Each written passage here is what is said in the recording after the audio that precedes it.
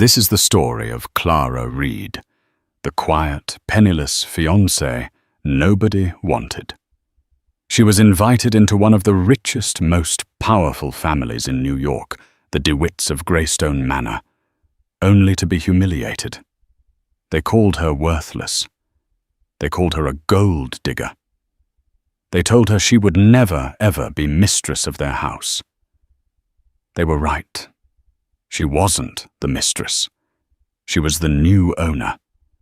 And the eviction notice she served them was just the beginning of their nightmare. The DeWitt Summer Solstice Gala was not a party. It was a declaration of war, and Clara Reed was the primary casualty. Greystone Manor, the DeWitts' ancestral seat in the most exclusive pocket of the Hamptons, was a monument to old money. Its limestone facade, imported stone by stone from a French chateau, glowed in the June twilight. Manicured lawns looking more like green velvet than actual grass rolled down to the Atlantic. Tonight, hundreds of guests mingled, the men in linen suits, the women in vibrant, flowing silk. The air smelled of salt hydrangeas and, most of all, wealth. Clara stood near a towering marble urn, holding a flute of champagne she hadn't touched. She felt like a typo on an otherwise perfect page. Her fiancé, Nathaniel Nate DeWitt, was currently trapped by his father, Arthur, near the string quartet. Nate, with his kind eyes and earnest passion for sustainable architecture, a trade his mother called it, was the only reason she was here. He was the only person in this entire ecosystem who had ever seen her. Clara herself was deceptively simple. She wore a sleeveless, high-necked dress in a muted beige cashmere. To the untrained eye, it was plain. To the women here dripping in visible logos and ostentatious jewels, it was an offense. They didn't recognize it as a bespoke Loro Piana piece, a garment whose quiet luxury cost more than the diamond tennis bracelets on their wrists. They just saw beige. "Nate, darling." The voice cut through the party's polite murmur like a shard of ice. Beatrice DeWitt. Nate's mother glided toward them. She was a tall, rail-thin woman whose face had been pulled so tight it looked like polished marble. She was beautiful, terrifying, and the absolute monarch of this domain. She kissed the air near Nate's cheek, her eyes never leaving Clara. "You're letting your guest stand all alone." "Clara isn't a guest, Mother. She's my fiancée. We're getting married here, remember?" Nate's voice was tight. He hated this as much as she did. Beatrice gave a tinkling, brittle laugh. "Of course. How silly of me." She turned her full attention to Clara. Her gaze was an appraisal, the kind one gives to livestock. "That's a sweet dress, dear. Did you find it in the village?" Before Clara could answer, another woman joined them. Penelope Hayes. Her family, the Hayes banking dynasty, was so wealthy they made the DeWitts look like middle management. Penelope was the woman Beatrice had intended for Nate. She was all teeth-tanned skin and platinum blonde hair. "Oh, Beatrice, be nice," Penelope cooed, looping her arm through Beatrice's. "She's trying. It's just... well, some people just don't have the background for this sort of thing. It's not your fault, Clara. We were just discussing the wedding photos," Beatrice continued, as if Clara hadn't been insulted. "We simply must have them on the main staircase. The Italian marble is just divine. Of course." She paused, tapping a manicured nail on her chin. "We'll have to be careful with the lighting. It can be so unflattering on cheaper fabrics. We wouldn't want you to look washed out." The double meaning hung in the air, thick and toxic. "You are cheap. You are pale. You do not belong." Nate stepped forward. Mother, Penelope, that's enough. Nonsense, darling, Penelope said, patting his arm. We're just girls talking. Clara understands, don't you? Clara looked at the two women. She didn't feel anger. She didn't feel hurt. What she felt was a cold, quiet clarity. She was a mathematician looking at an equation that didn't balance. These people who defined themselves by their possessions had no idea what real value was. They saw her as worthless a liability. They had just made a catastrophic error in judgment. Clara gave a small, polite smile. You're right, Beatrice. The lighting on that staircase is crucial. I'll be sure to remember that. Beatrice and Penelope shared a look of smug victory. The little mouse had been put in her place. If you'll excuse me, Clara said, her voice impossibly calm. I need to make a quick call. She walked away from the glittering crowd past the servants in black and white and into the manor's dark oak-panelled library. The house was silent, the sound of the party a distant hum. She pulled out her simple, secure satellite phone, not the public iPhone she used with Nate. She dialed a single number. It was answered on the first ring. Mr. Harrison. Ms. Reed, I trust the party is tolerable. The voice on the other end was deep, precise, and belonged to Damien Harrison, the public-facing CEO of her actual life. It's been very informative, Clara said, gazing at a portrait of Nate's great-grandfather. Damien, I'm accelerating the timeline. I want a full, deep-dive analysis of DeWitt Industries and all associated family holdings. We already have the preliminary file, Damien said. It's not good. They're leveraged to the hilt. The entire estate, this house, it's all collateral on a series of very high-risk bridge loans. A cold smile touched Clara's lips. I thought as much. All this noise, she gestured to the party outside, is to cover the silence in their bank accounts. They're not just snobs, Damien. They're desperate. What's the play, Ms. Reed? Clara watched as across the lawn Beatrice DeWitt wrapped an arm around Penelope Hayes, laughing as they both looked in her direction. They thought they were predators. They didn't realize they were already prey. Begin a strategic acquisition of their debt, Clara ordered, her voice dropping to a whisper. Find out who holds the paper. Buy it. I want to own every single dollar they owe. Quietly. I don't want them to know who their new creditor is until I'm ready. And the house, Ms. Reed Greystone Manor. Clara looked at the portrait, at the arrogant, entitled face staring back at her. Especially the house, she said. Start with the house. She hung up, took a deep breath, and smoothed the cheap fabric of her dress. She composed her face back into one of polite, unassuming sweetness.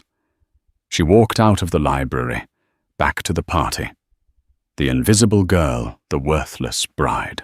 The clock had just started ticking on the DeWitt dynasty, and they hadn't even heard it. The next 3 weeks were a masterclass in psychological warfare, executed with the silent precision of a sniper. To the DeWitts, life continued as normal, only with more pronounced disdain for Clara. Beatrice insisted on overseeing every wedding detail, which was in practice a daily ritual of dismantling Clara's preferences. Peonies. Oh no, Clara, she'd say at a meeting with a florist who charged $50,000 per event. That's so common. We're a rose family. Specifically the majestic hybrid. They're $200 a stem. Do try to keep up. Clara would just nod. Whatever you think is best, Beatrice. Nate, meanwhile, was caught in a painful vice. He loved Clara, but he was also the product of this family. He was trying to get his fledgling architecture firm off the ground, a firm dedicated to eco-friendly affordable housing. It was a noble pursuit his family found baffling. "Why are you wasting time with plywood and solar panels, Nate?" his father Arthur had grumbled over dinner. "There's no money in helping the poor. The money is in telling the rich what to buy. Look at your mother. She's a brand." This pressure made Nate distracted and tense. He'd find Clara on her laptop and sigh. More work, Clara. That freelance design project must be intense. Clara, who was actually reviewing a hostile takeover bid for a lithium mining operation in Bolivia, would snap the laptop shut. "Just finishing up. I'm all yours." She hated the deception, but it was a necessary armor. Her real identity was a secret known to exactly 3 people. She was not Clara Reed, freelance graphic designer. She was AR, the sole anonymous chairwoman of Aura Holdings, a private equity Goliath, so massive and secretive it made the Hayes' family bank look like a regional credit union. She'd inherited the seed of it from a reclusive, brilliant father she barely knew, and in 10 years she had quietly, ruthlessly grown it into an empire that specialized in silent acquisitions, buying distressed assets, restructuring them, and absorbing them. Aura's specialty was identifying weakness beneath a veneer of strength, and the DeWitts were the weakest prey she had ever encountered. While Clara nodded politely about flower arrangements, Damian Harrison was moving mountains. He was a tall, impeccably dressed man who had been her father's protégé and was now her loyal right hand. His office in a nondescript steel and glass building in downtown Manhattan was the real seat of power. "You were right, Ms. Reed," Damian said during one of their encrypted video calls. Clara was parked in her modest leased car, supposedly buying groceries. "They're not just leveraged," Damian continued, his face grim. "They're drowning." Arthur DeWitt made a catastrophic bet against the tech market last quarter. He thought he was smarter than the algorithm. He wasn't. "The loans for the house?" Clara asked. "Worse than we thought. They didn't go to a prime lender. They took a structured note from a private bank in Geneva, Valois and C. Highly aggressive default interest rates that are borderline predatory. They missed their first payment 2 days ago." "Valois and C, I know them," Clara murmured. "They're vultures." "Yes," Damian said. "And as of 5 minutes ago, we are Valois and C. Or rather, an offshore subsidiary of an Aura-controlled fund has just acquired their entire distressed debt portfolio. The DeWitt loan was the crown jewel." Clara felt a cold thrill. "So we own the paper. We own the house. We own their businesses. We own them.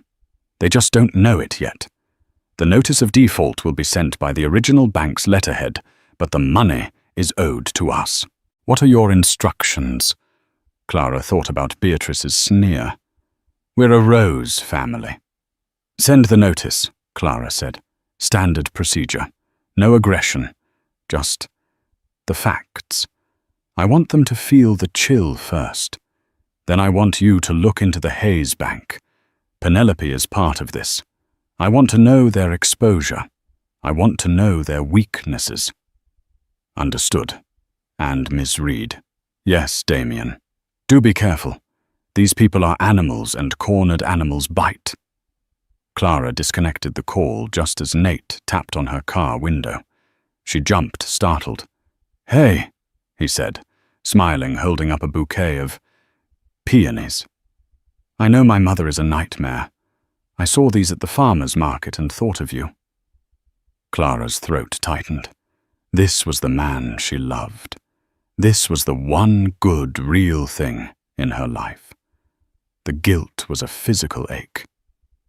"Nate, they're beautiful. Thank you." As he leaned in to kiss her, her mind was a split screen.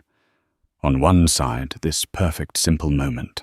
On the other, the cold digital confirmation that the first notice of default was now speeding toward Greystone Manor, a paper torpedo aimed straight at the heart of the DeWitt legacy. The first crack in the facade appeared 4 days later. Clara was in the kitchen, a room the family never entered, making herself a cup of tea. She heard a crash from the study. A heavy thud, followed by Arthur DeWitt's voice, raised in a way she'd never heard before. "What do you mean, non-negotiable? It's a simple extension. We're the DeWitts." Clara froze, listening. Beatrice's voice, sharp with fear. "Arthur, lower your voice. The staff, will hear you. What is it? It's the note. The Swiss bank. Valois. They're refusing to extend the payment. They're talking about the default clause." "What default clause?" "The one that, if we miss a payment, they can call the entire loan. Due in 30 days. All of it, Beatrice. $80 million. There was a long, terrible silence. Then the sound of a glass being swept off a desk. $80 million! Beatrice shrieked. "You told me it was 20. You lied to me. It was a bridge to cover the market losses I was going to. You were going to what ruin us, this house. Arthur, this house is everything. This is my family's legacy. It was the only collateral they'd take. Then you will call them back," Beatrice commanded, her voice regaining its steel. "You will tell them who we are. And you will call Robert Hayes. Tell him we need a bailout. He'll do it. He wants Penelope to marry Nate. This is how we get rid of that worthless little mouse in the guest room. We make Nate see that he has to save his family." Clara slowly backed out of the kitchen, her heart hammering. They weren't just going to let the ship sink. They were going to sacrifice their son and her to stay afloat. They had no idea that the bank they were trying to appease and the woman they were trying to destroy were one and the same. The scent of panic became a visible fog that settled over Greystone Manor. The servants, a reliable barometer of household pressure, began to whisper. Mr. Henderson, the butler, who had been with the family for 40 years, suddenly looked ill. His usual stiff posture now slumped. Beatrice, however, went on the offensive. She doubled down on her cruelty, as if by insulting Clara she could somehow reverse her financial fate. The wedding, once a distant event, was now her primary weapon. "Nate, we must have a meeting about the cost of this," Beatrice announced one evening, cornering him and Clara in the conservatory. "Mother, we've been over this. Clara and I are happy with a small—" "Don't be ridiculous," Beatrice snapped. "A DeWitt wedding is a state event. It is not small, and frankly," she aimed her gaze at Clara, "given your lack of contribution, we must be realistic." She was trying to bait Clara to make her feel so small she would run. But what Beatrice didn't know was that while she was posturing, Clara's team was executing a pincer movement. Phase 1. The Hayes refusal. Arthur DeWitt, as instructed by his wife, made the most humiliating call of his life. He called Robert Hayes Penelope's father and the head of Hayes Mutual Bank. "Robert, my boy," Arthur blustered, trying to sound casual. "Bit of a cash flow hiccup. DeWitt Industries is just restructuring, you understand. I need you to extend me a line of credit. Say 90 million, just to tide us over." The silence on the other end of the line was deafening. "Arthur," Robert Hayes finally said, his voice cold. "I'm afraid that's impossible."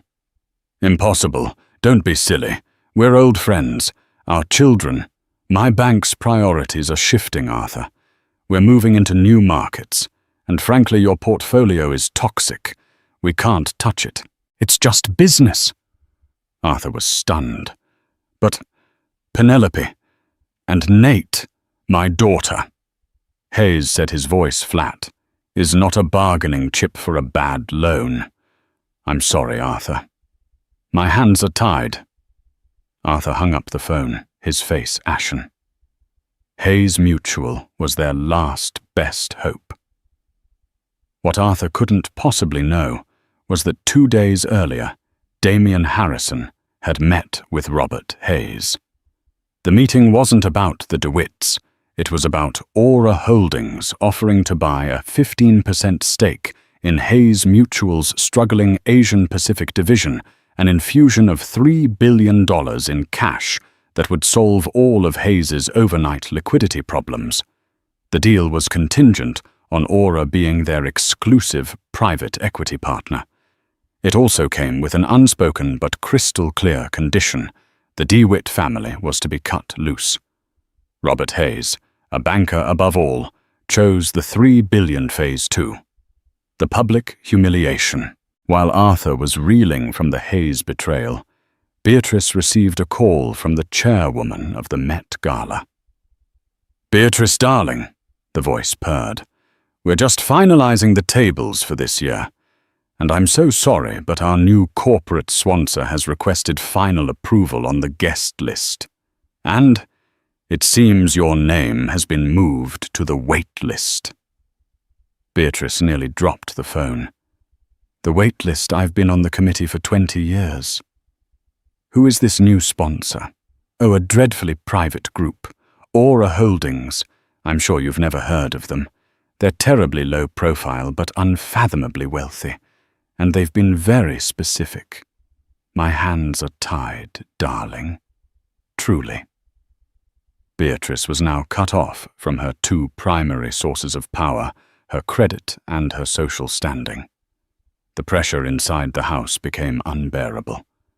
The DeWitts began to fight openly and viciously.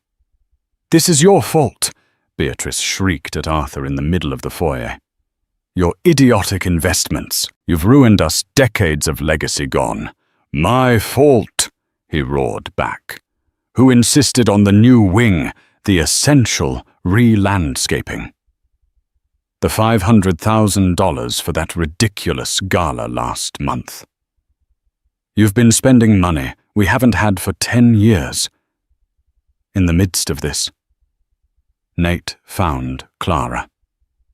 He looked exhausted, his eyes haunted. "Clara, my family is falling apart," he confessed, his voice breaking. "My father, he's locked in his study. My mother is. I've never seen her like this. It's all about money.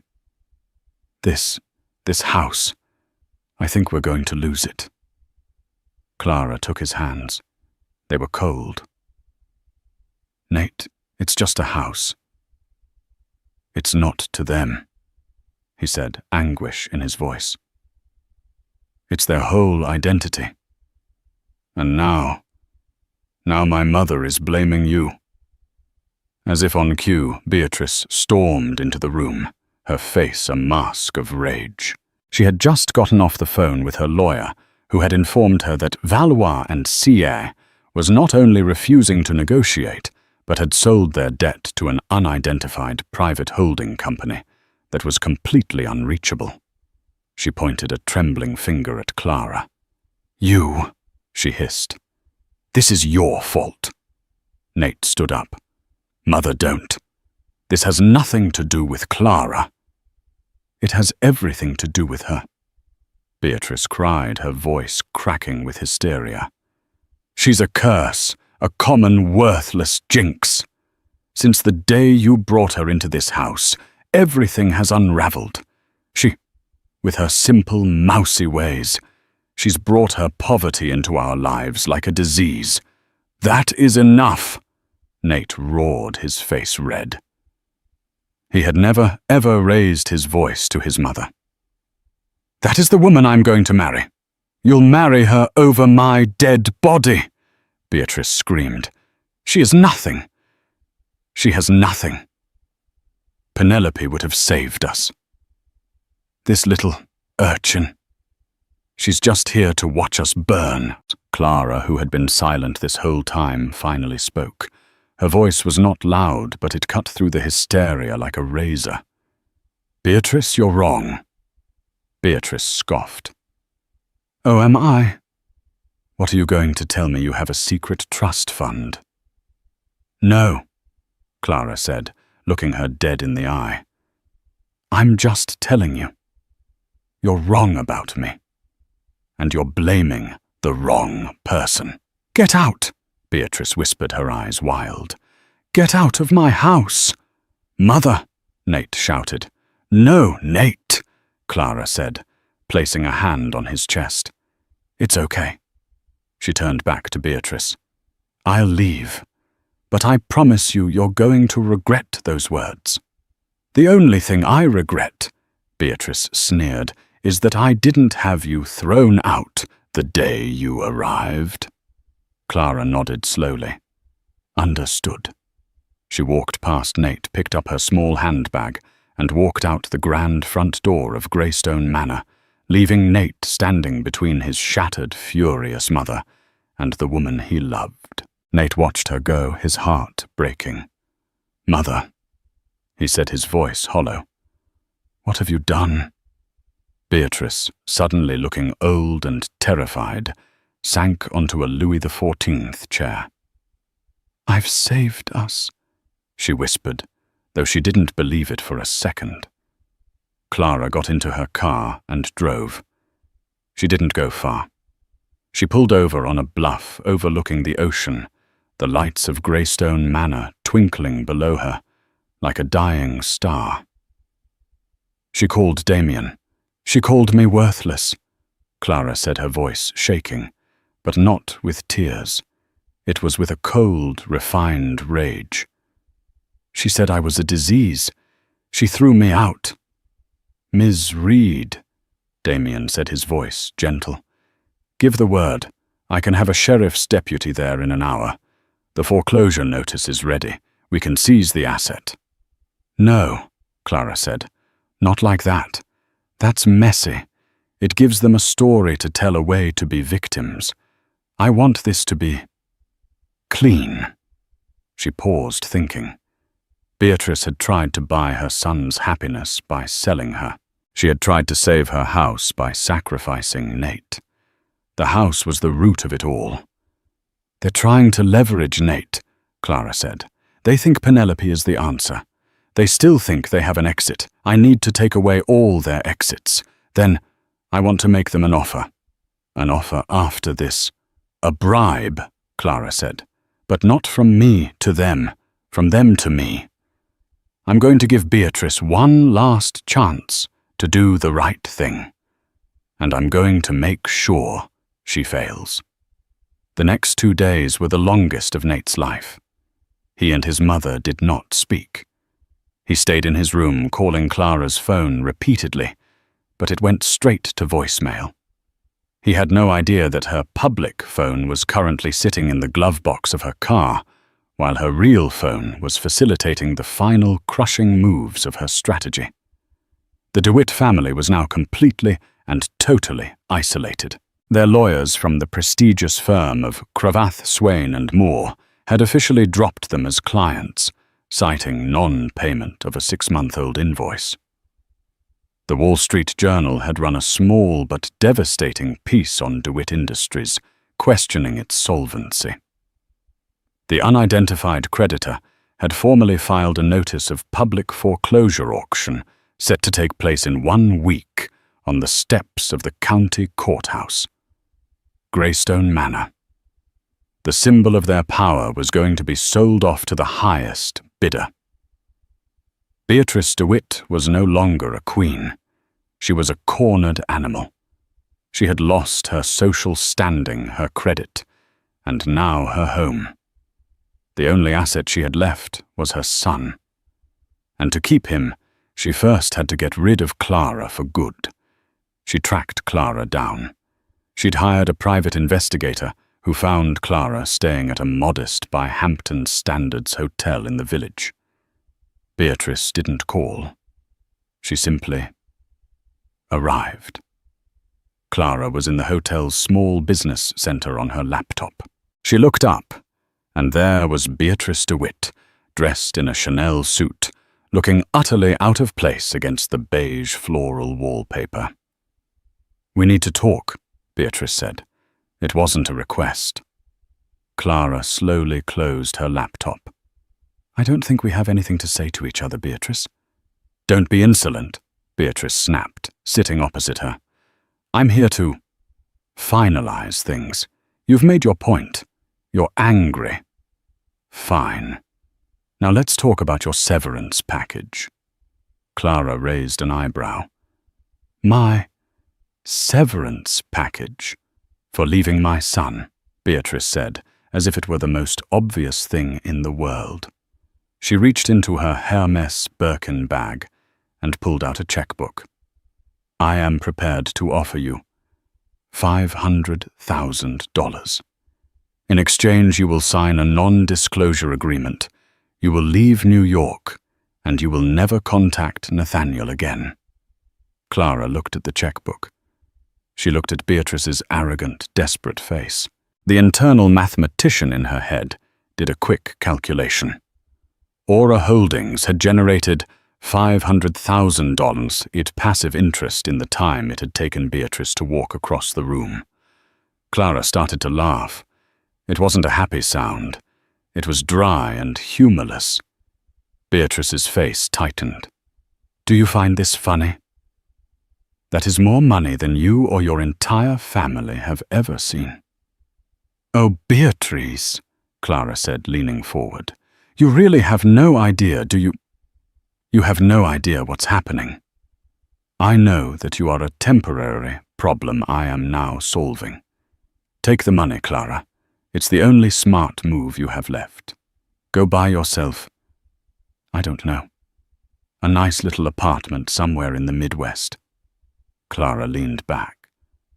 The moment she had been waiting for. The final damning piece of evidence. "Tell me, Beatrice," Clara said, her voice dropping to a conversational tone. "This $500,000, where is it from? I'm aware of the foreclosure. I'm aware your credit lines are frozen. The jewelry. The art. Did you sell your diamonds?" Beatrice's blood ran cold. How do you know about that?" "I know everything," Clara said. "I know about the Valois loan. I know about the failed bet against the tech market. I know Robert Hayes won't take your calls. I know you were waitlisted for the Met Gala. And I know that this check," she tapped the checkbook, "is from Nate's trust." Beatrice recoiled, as if struck. He offered. He wants to help his family." "He offered to help his family," Clara said, her voice now filled with ice. "Not to bribe his fiancée. You are stealing from your own son. You are using the last bit of money. He has the money he earned from his own architecture firm, the one you despise, to try and buy me off." "It's for his own good," Beatrice shrieked, her composure shattering. "To save him from you. To save him, or to save this house." Clara stood up, her small frame suddenly radiating an authority that dwarfed Beatrice. "You would sell your son. You would steal from him all for a pile of imported stones. You are the most worthless person I have ever met." You bitch," Beatrice spat. "You could offer me $500 million, Beatrice, and it wouldn't be enough. Your money is worthless, and so are you." Clara walked out of the business center, leaving Beatrice DeWitt alone, her checkbook open and useless in her hand. The Queen had been checkmated. Clara got to her car, her hands shaking. This was the part she hated.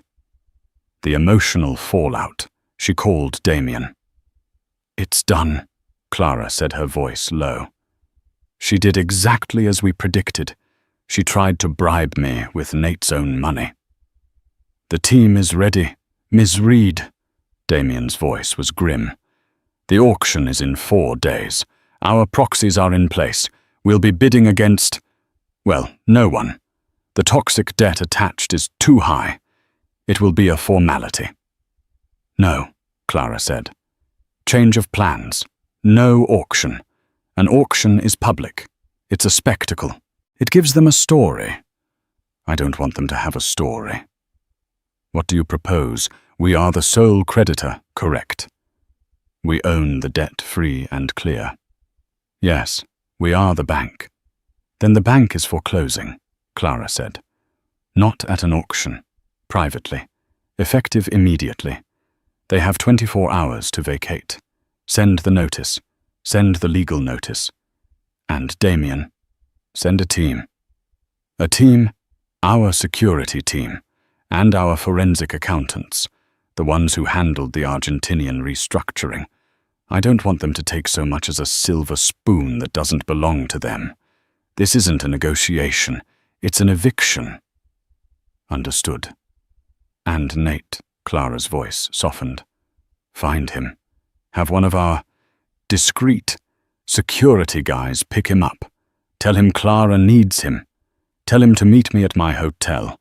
He is not to go to that house. He doesn't deserve to see what's about to happen." "It will be done, Ms. Reed. By this time tomorrow, you will own Greystone Manor." Clara hung up and leaned her head against the steering wheel. She had just signed the death warrant for a family. She felt no joy, only a grim, weary sense of completion. The cancer had been located. Now it was time to cut it out. It was raining. Not a gentle summer shower, but a cold, driving, angry deluge that turned the perfect green lawns of Greystone Manor into a field of mud. At 9:00 a.m., 3 black, unmarked SUVs pulled up the long gravel driveway. They did not pause at the gate. They drove straight through it. Beatrice DeWitt, who hadn't slept, saw them from her bedroom window. She assumed it was the bank, or perhaps more lawyers coming to plead with them. She ran down the main staircase, the one she had forbidden Clara from using, and flung open the massive oak doors. "Who are you?" she demanded. "You are trespassing."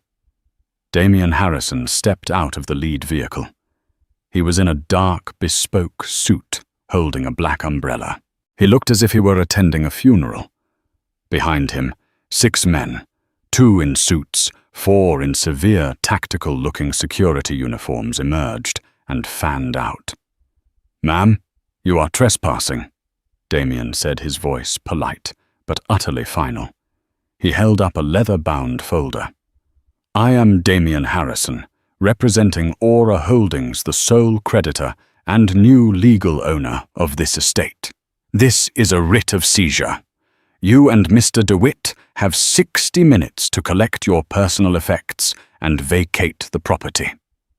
Beatrice stared at him, the rain plastering her hair to her face. "Aura Holdings, I don't understand. The auction, it's not for 4 days. The auction was a courtesy which has been rescinded," Damien said. "The debt was called. You have defaulted. The asset has been seized. Our forensic accounting team," he gestured to the men in suits, "is here to take inventory. Our security team," he gestured to the others, "is here to ensure a smooth transition." "You can't," Beatrice shrieked. "This is our home." "It was your home," Damien corrected. "It is now an asset of Aura Holdings." Arthur DeWitt stumbled out, pulling a robe on over his pajamas. "What is this? What's going on?" "These people, they're throwing us out," Beatrice cried. "Mr. DeWitt," Damien said, nodding to him. "The property at 1400 Ocean Bluff is now forfeit. Please cooperate." "Cooperate? I'll call the police. I'll call my lawyer," Arthur blustered. "Your lawyers are no longer your lawyers," Damien said, checking his watch. "And the police have already been notified of this transition. They are on standby should you refuse to comply. You have 58 minutes. The accountants, without a word, walked past the DeWitts and into the house.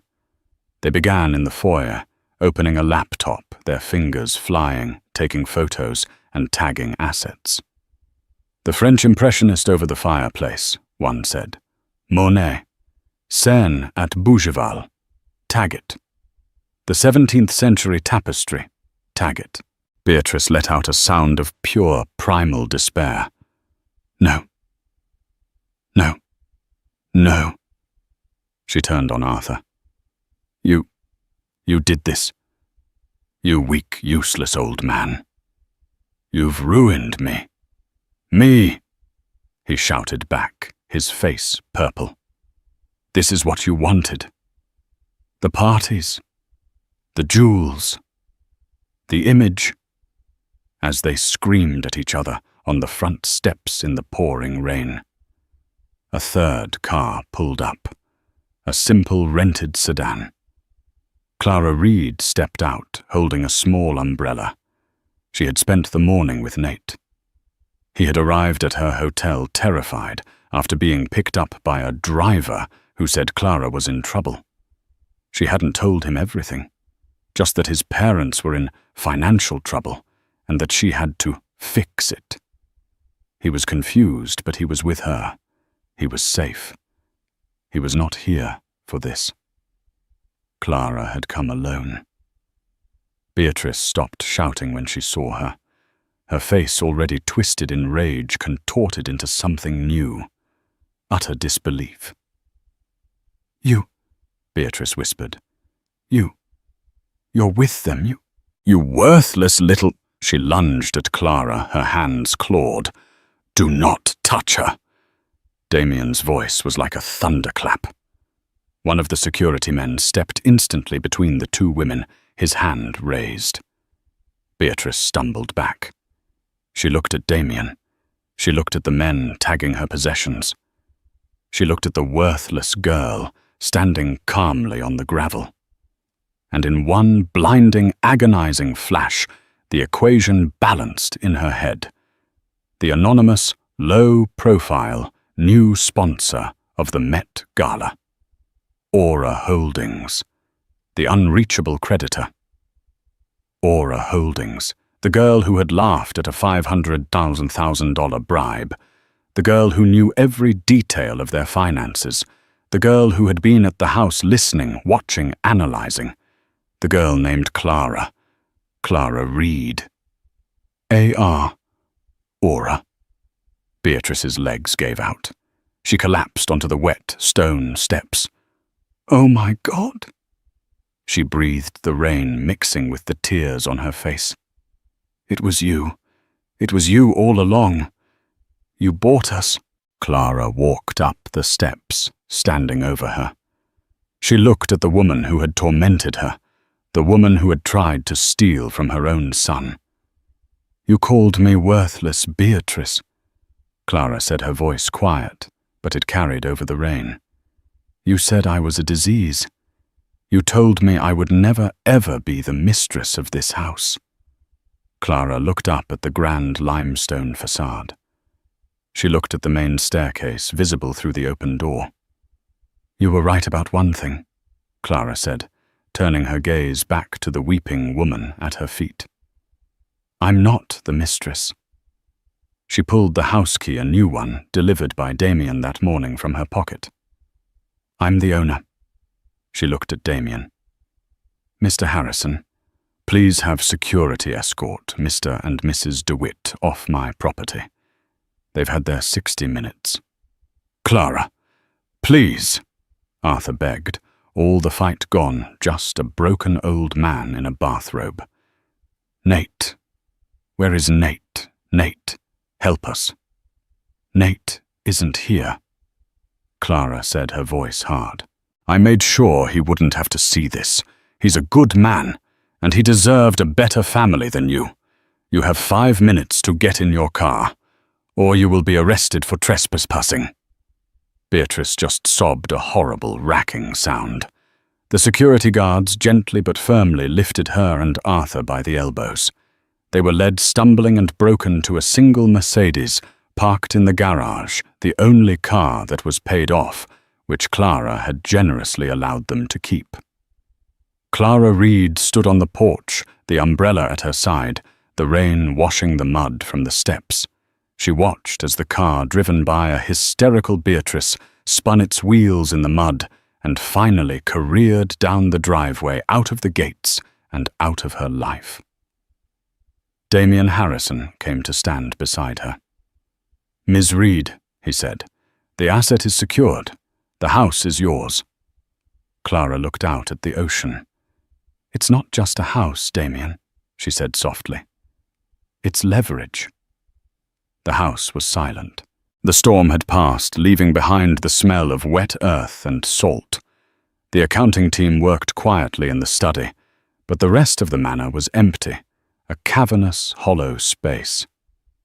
Clara stood in the grand foyer, her footsteps echoing on the Italian marble. This was the staircase Beatrice said she was unfit to be photographed on. Now it was hers. The feeling was not triumph. It was, heavy. She heard a car, this one she was expecting. Nate DeWitt walked through the open front door. He stopped dead. The house was the same, but different. The air was still. The oppressive, heavy scent of Beatrice's perfume was gone. "Clara," he said, his voice hesitant. "What's going on?" "That man, Damien. He said you own this place. He said you foreclosed on my family." He looked at her, and his eyes weren't filled with the love she was used to. They were filled with confusion, fear, and a dawning, terrible sense of betrayal. "Clara, who are you?" This was the part she had dreaded. The asset was secured. Now she had to save the relationship. "My name is Clara Reed," she said, her voice shaking for the first time. "But the world, the financial world, knows me as AR, the head of Aura Holdings." She told him everything. Her reclusive, brilliant father, the massive, unexpected inheritance, the years spent building it into a silent global empire, the loneliness, the profound, aching desire to be loved for herself, not for her 9-figure bank account. "I used my mother's maiden name," she explained, tears welling in her eyes. "I lived in a simple apartment. I learned graphic design. I wanted a normal life. I wanted to find one person who didn't see me as a vault. And then I met you. You with your passion for sustainable houses and your kind eyes, and you saw me, Nate. You were the one real thing." Nate sank onto the bottom step of the staircase. He was pale. "So, all of it was a lie. Our first date, that little Italian place, was that you slumming it? Were you laughing at me?" "No," she cried, rushing to him.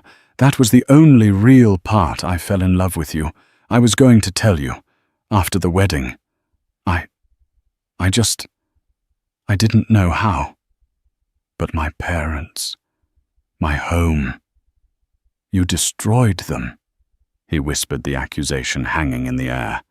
"They destroyed themselves," Clara said, her voice hardening. "Did you know they were going to lose this house whether I existed or not? They were drowning in debt. They were criminals, Nate. Don't say that. It's true." At that moment, Damien Harrison appeared from the study, holding a ledger. His face was granite. "Ms. Reed," he said, "Nate, you both need to see this."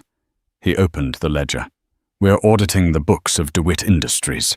It's worse than we thought. They weren't just bad at business. They were committing fraud." What are you talking about?" Nate said, standing up. "Your father," Damien said, pointing to a line item, has been illegally transferring money from the employee pension fund to cover his market losses.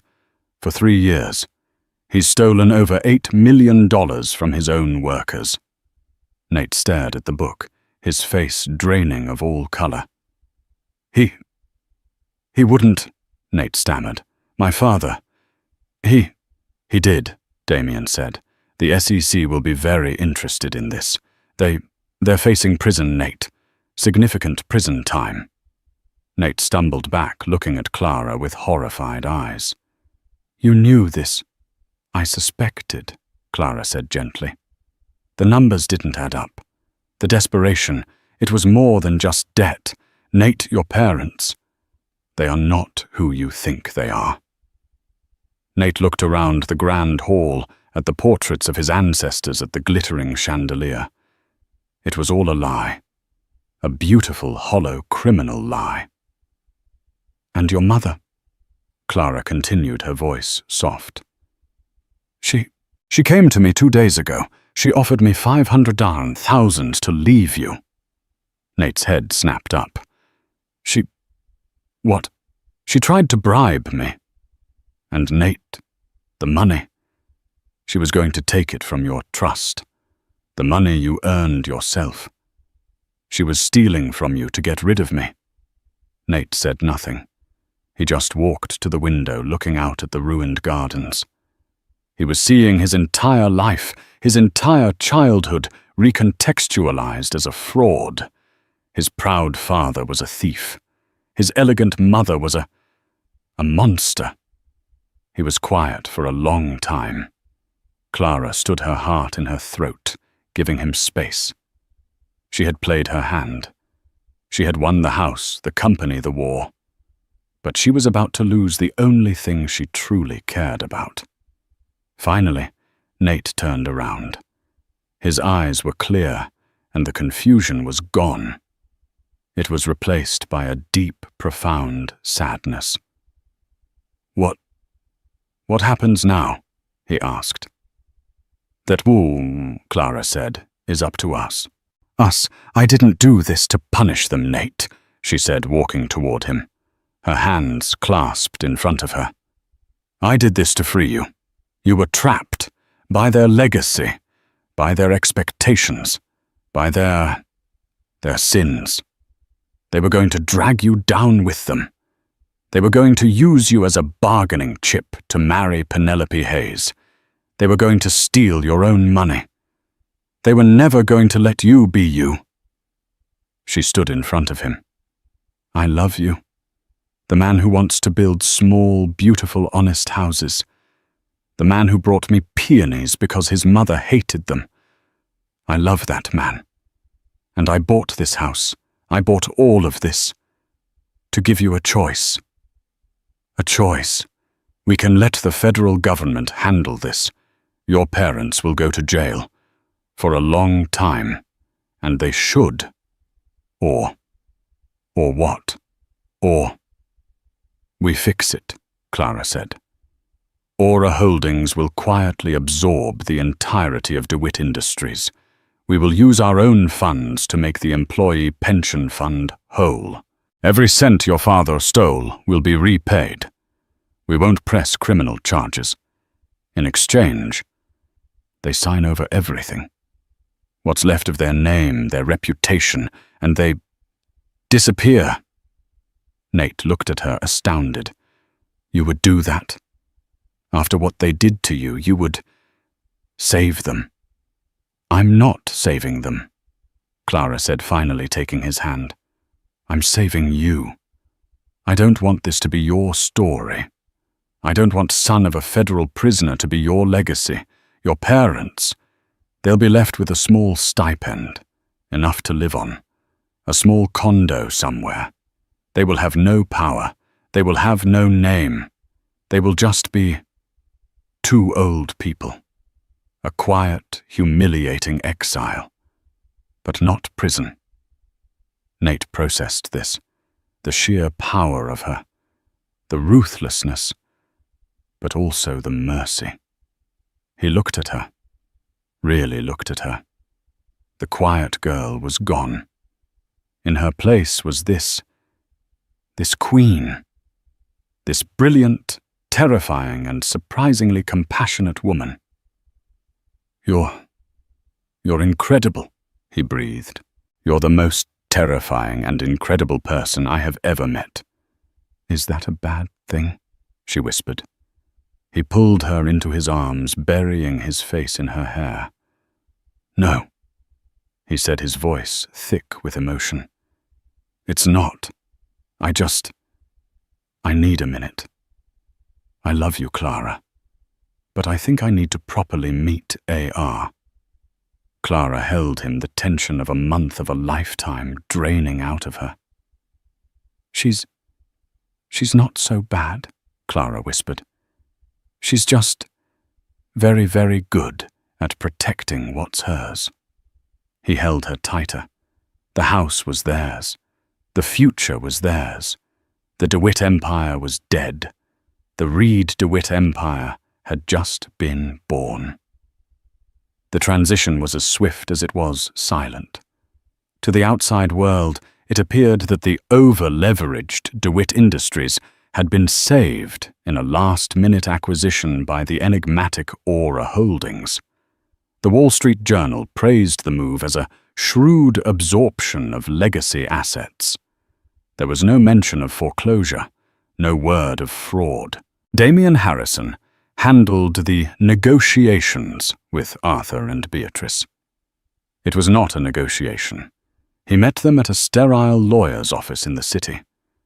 They looked small and grey. They signed. They signed away their company. They signed away their name. They signed a non-disclosure agreement, so ironclad that if they even whispered the name Clara Reed, they would be destitute. In return, Aura Holdings wired $8.2 million into the DeWitt Industries pension fund and set up a small anonymous trust that would pay for a rented 2-bedroom condo in a gated community in Boca Raton, Florida, the ultimate punchline for New York old money snobbery. Penelope Hayes, upon hearing the DeWitts were broke, and Clara Reed was in fact one of the richest women in the world, attempted a desperate pivot. She sent Clara a fawning, cringing email apologizing for her playful teasing and suggesting they partner on a charity. Clara forwarded the email to Damian. Damian had Aura's legal team send back a one-sentence cease and desist letter. Penelope was never heard from again. Greystone Manor was renovated. Clara didn't gut it. She healed it. She let in the light. The heavy dark draperies were replaced with light linen. The oppressive dark portraits of DeWitt ancestors were put in storage, replaced with a stunning collection of modern female-led art. Nate, for his part, went through a period of mourning, not for his parents, but for the childhood he thought he'd had. He and Clara talked. For weeks they just talked. He learned about her, the real her. She learned about him, the man freed from his legacy. He didn't want to be a part of Aura. He didn't have the head for that kind of cutthroat finance. Good, Clara told him. I have the killer instinct. I need a moral compass. I need a partner. So they formed a new division, the Aura DeWitt Foundation.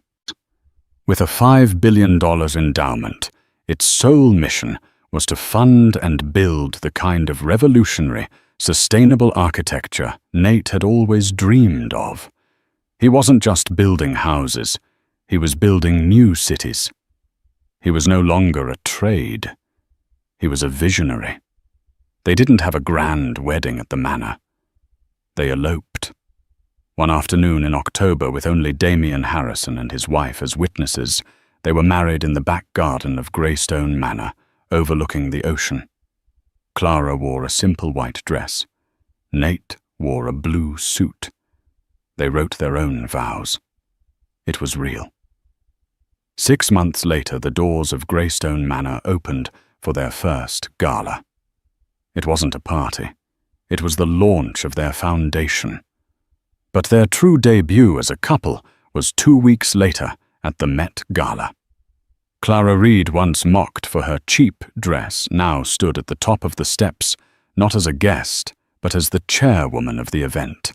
She wore a custom Schiaparelli gown, a sculptural masterpiece of black and gold. It wasn't loud. It was art. It was power. At her side, Nate was not in a shadow. He was her equal, looking sharp and confident in a custom Tom Ford tuxedo. A journalist from Vogue, recognizing them as the new power couple, rushed over. "Ms. Reed, Mr. DeWitt." "What a story," the journalist gushed. "Ms. Reed, there are rumors that your acquisition of DeWitt Industries and Greystone Manor was, well, personal. That you bought it out of spite." Clara looked at the journalist. She looked at the cameras. She looked at Nate, who squeezed her hand. She smiled a genuine, warm smile that reached her eyes. "Spite is a terrible investment," Clara said, her voice clear and strong. "I don't buy things I don't value."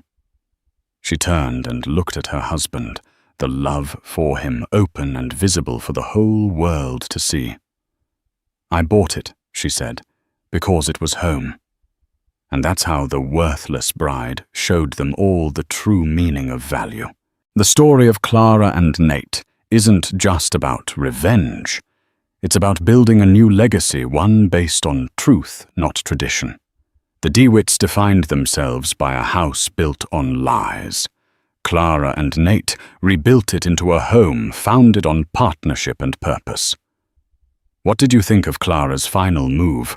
Was her mercy on Beatrice and Arthur the right call, or would you have preferred to see them face justice? Let me know your thoughts in the comments below. If you love stories where the underdog comes out on top and the arrogant get what they deserve, please like this video and share it with someone who needs a good story. And don't forget to subscribe and hit the notification bell so you never miss a single minute of the drama.